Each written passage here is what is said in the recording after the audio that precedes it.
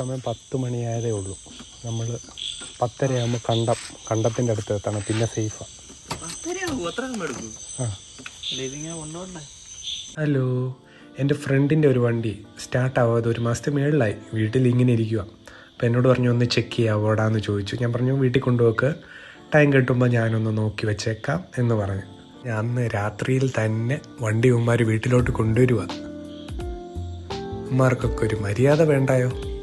ഞാൻ രാവിലെ എൻ്റെ ബാറ്ററി ചെക്ക് ചെയ്തപ്പോൾ ഭയങ്കര വീക്കാണ്, 9 കാണിക്കുന്നത്. അപ്പം ഞാൻ ഏതായാലും ചാർജ് ചെയ്യാമെന്ന് വെച്ചാൽ സോളാറിൽ കണക്ട് ചെയ്തിട്ട് പോയി.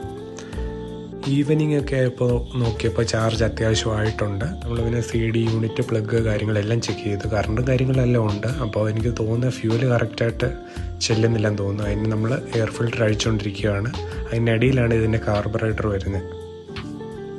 അങ്ങനെ അവസാനം നമ്മൾ അതിൻ്റെ കാർബറേറ്റർ അഴിച്ചു വന്നപ്പോൾ നമുക്ക് കാര്യം പിടികിട്ടി. അതിൻ്റെ നീഡിൽ വാൽവ് പ്രോപ്പറായിട്ട് വർക്ക് ചെയ്യുന്നില്ല. അതുകൊണ്ട് ഫ്യൂവല് കാർബറേറ്ററിലോട്ട് എത്തുന്നില്ല. അതായിരുന്നു പ്രശ്നം. നമ്മളതിന് ഫ്ലോട്ടൊക്കെ അഴിച്ചെടുത്ത് നല്ല രീതിയിൽ പെട്രോളൊക്കെ യൂസ് ചെയ്ത് വാഷ് ചെയ്ത് ക്ലീൻ ചെയ്തു. കാർബറേറ്ററൊക്കെ അങ്ങോട്ട് സെറ്റ് ചെയ്തപ്പോഴത്തേക്കും വണ്ടി സ്റ്റാർട്ടായി.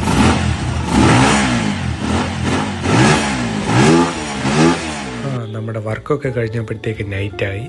അപ്പോൾ പപ്പയോട് പറഞ്ഞിട്ട് ഞാൻ അവൻ്റെ വീട്ടിലോട്ട് പോയി. ഒരു ടെസ്റ്റ് ഡ്രൈവ് അടിക്കാൻ ഇറങ്ങിയതാണ്. അവനെ കണ്ടു, അവന് ഹാപ്പിയായി, ഞാനും ഹാപ്പിയായി.